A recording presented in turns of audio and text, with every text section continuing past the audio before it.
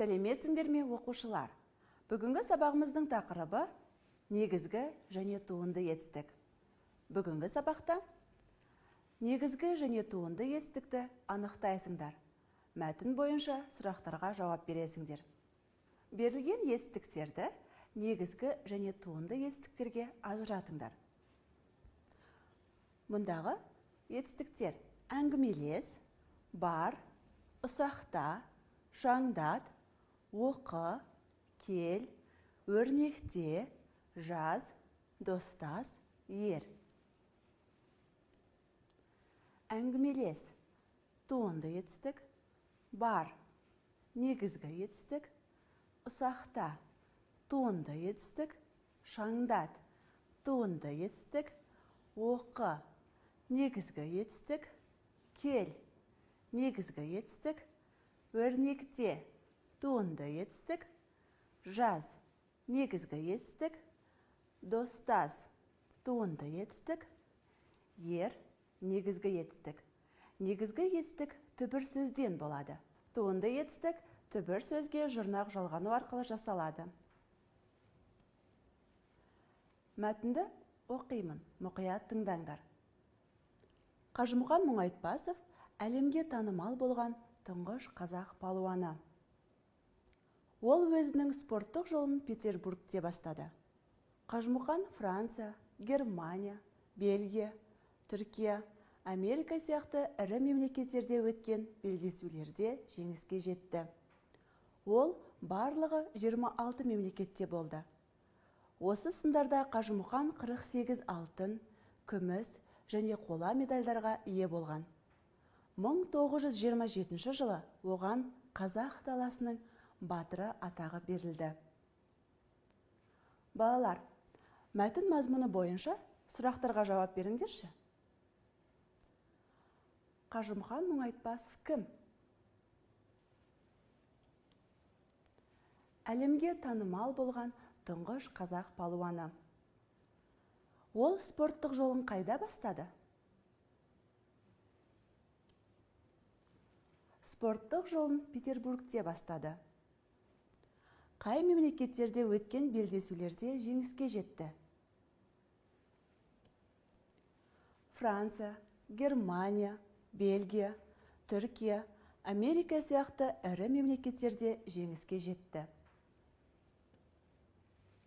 Қажымұқан қандай медальдарға ие болды? Қажымұқан 48 алтын, күміс және қола медальдарға ие болған. Оның әлемге танымал болуының сыры неде? Қажымұқан орасан күштің иесі. Күрестің бірнеше түрінен әлемге танымал болған тұңғыш қазақ палуаны. Ендеше Қажымұқан Мұңайтпасов туралы толығырақ келесі бейнематериалдан біле аласыңдар. Бұла күші бойына сыймаған бала палуан Мұқан еді бұл. Байға жалданып күн көріп жүрген кезі. Оған жұмыстың ауыры жоқ. Арбаны да өзі сүйреп, ауыр қапты да бұйым көрмей, ұршықша еріп әкететін. 5 адамның жұмысын өзі жалғыз атқарады. Осы кезеңнен бастап Мұқан туралы аңыз ауыл арасын кезіп кетеді. Балалар оның күшінен ығып, үлкендер оның күшін пайдаланып қызықтай бастайды. Барлық той-томалақ, жиын Мұқансыз өтпейді. Оны баламен де, үлкенмен де белдестіріп, ауыл қызықтай береді. Ел ona бала палуан деп еркелете бастайды. Алып күштің иесі. Ол бала кезінен ақ бөлектеніп тұрды. Жауырны қақпақтай, қолы күректей, еңгезерде ер жігіт болып жетіле берді. Сөйтіп, ешбір қазақтың табаны тимеген, әлемнің 28 елін аралап, өнер көрсетіп, өзіне қаратты. Ешбір қазақ тақпаған 56 алтын мен күміс медальды кеудесіне тақты. Әлемнің ең мықты палуандармен белдесіп жықты. Жауырны жерге тимеді, қазақты мойындатты. Қажымұқанның арғы-аталары да қарулы, айбатты батырлар болған. Қажымұқан Қобланды батырдың 11-ші ұрпағы дегенде деректер бар. Алып анадан туады. Балуанның анасы да, әжесі де осал болмаған. Қажымұқанның әлемдік деңгейдегі палуан болып қалыптасуына Санкт-Петербургтағы Иван Лебедевтің күрес мектебі сеп болды. ел арасында дядя Ваня аталып кеткен бапкерге балуан 1904 жылы келеді. Қыр бозбаласы білікті маманнан 2 жыл дәріс алып, шеберлігін шыңдайды. Бейнематериалдағы ақпарат сендерге пайдалы болды деп ойлаймын. Сабағымызды әрі қарай жалғастырамыз. Мәтінімізге қайта оралайық. Мұндағы етістіктерді табыңдаршы. Бастады, жетті, болды, ие болған, берілді. Негізгі етістіктерді атайық. Жетті, болды, ие болған, берілді. Бұлардың түбір сөзі етістіктен жасалған. Бастады, туынды етістік. Себебі түбірі бас, зат есімнен тұр. Та жұрнағы жалғанып, туынды етістік жасалған.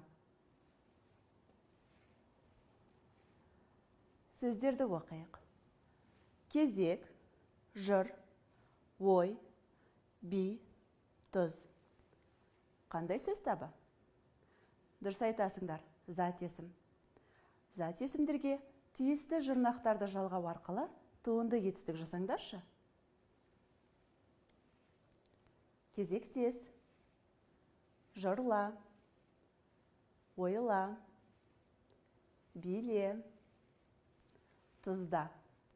Ал енді осы туынды етістіктерді қатыстырып, сөйлемдер құрастырыңдар.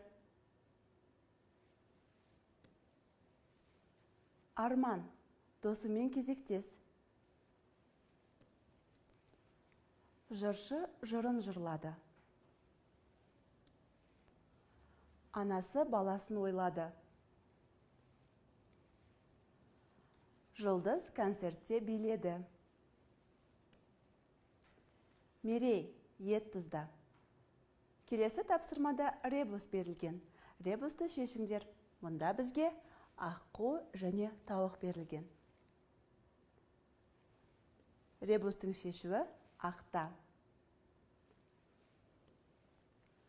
Ақта туынды етістік. Себебі оның түбірі ақ, сын есім. Оған та жұрнағы жалғанып, қимылды білдіріп тұр. Балалар, енді сендер өздерің осы дәлелдеу үлгісімен келесі берілген туынды етістіктерді дәлелдеңдер. Достас, өрнекте, тырмала. Достас, туынды етістік. Себебі түбірі дос, зат есім. Оған тас жұрнағы жалғанып, қимылды білдіріп тұр. Өрнекте, туынды етістік. Себебі түбірі өрнек, зат есім. Оған те жұрнағы жалғанып, қимылды білдіріп тұр. Тырмала, туынды етістік. Себебі түбірі тырма, зат есім. Ла жұрнағы жалғанып, қимылды білдіріп тұр. Берілген сөйлемдерді көшіріп жазыңдар. Бірге оқиық. Апам демалыс күні бөлмелерді ақтады. Мұғалім оқушылармен достық туралы пікірлесті. Асқар таңертең су ішуге әдеттенді. Марат көрші баламен достасты. Мұндағы етістіктерді табайық. Ақтады. Сөз құрамына талдайық. Түбірі ақ, та, жұрнақ, ды, жалғау. Пікірлесті. Түбірі пікір, лес, жұрнақ, ді, жалғау. Әдеттенді. Түбірі әдет, тен, жұрнақ, ді, жалғау. Достасты. Түбірі дос, тас, жұрнақ, ды, жалғау. Бүгінгі сабақта нені үйрендіңдер? Негізгі және туынды етістікті анықтадыңдар. Мәтін бойынша сұрақтарға жауап бердіңдер. Бүгінгі сабағымыз аяқталды. Сау болыңдар.